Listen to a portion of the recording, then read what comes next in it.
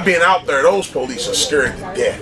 Oh, wow. Like they're afraid. You can see in their eyes, like, and then they're tired. They've been out there 10 hours, standing up. They hungry, like, and they got families. Yeah, they got families, and they're human. Like these are human beings. They have emotion and feeling, but they're not. You can tell they're out. They're outmanned.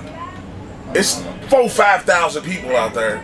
You know what I'm saying? And 53 police. You know what I'm saying? Or 100 police. But it's 5,000 people. Like, literally, dog. Like, think about the scenario. Even if they started gunning for people, they'll run out of bullets. Yeah.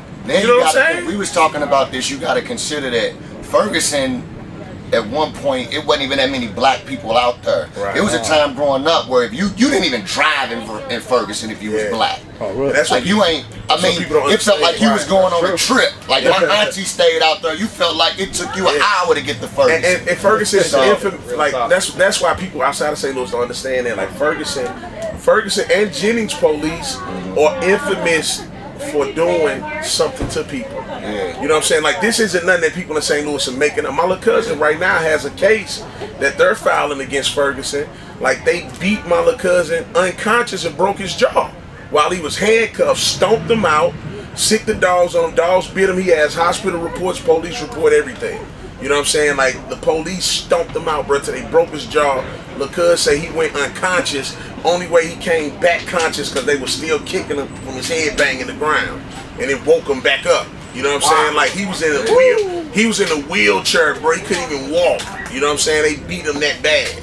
Most of the black people that's in Ferguson right now have probably made it there within the last 8 years. Yeah, because of gentrification. Yeah. In the city, they moved all the black people out to the county, to that area, Ferguson, Dalewood, Jennings, you know what I'm saying? They pushed all of the people out to that area, moved them from the city. People came into the city and bought all of the houses that the black people had ran down and fixed them up for cheap. Yeah. And they pushed all the black people out to those areas. So now you got a predominantly African American environment, community, and the police force don't even reflect the community. 53 police officers, 3 of them are black. Yeah. 2 of them are women.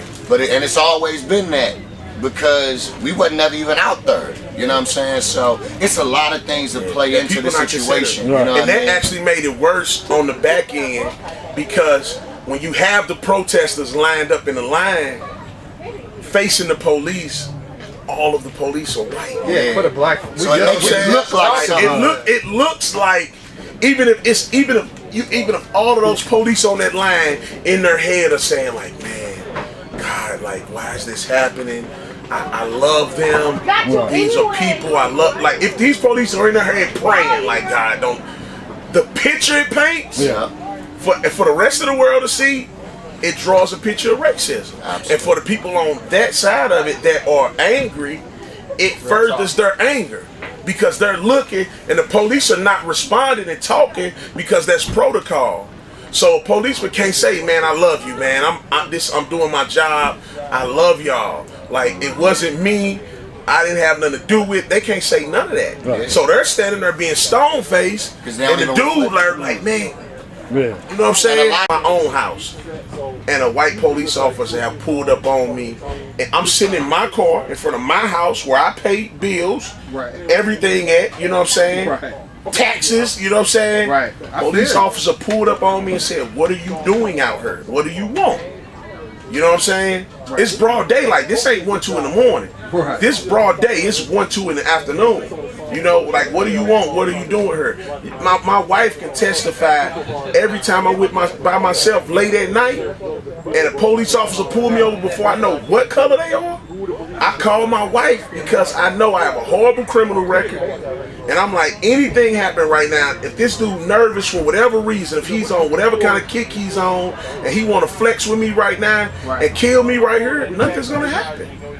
That's just the way that's the reality of what it looks like.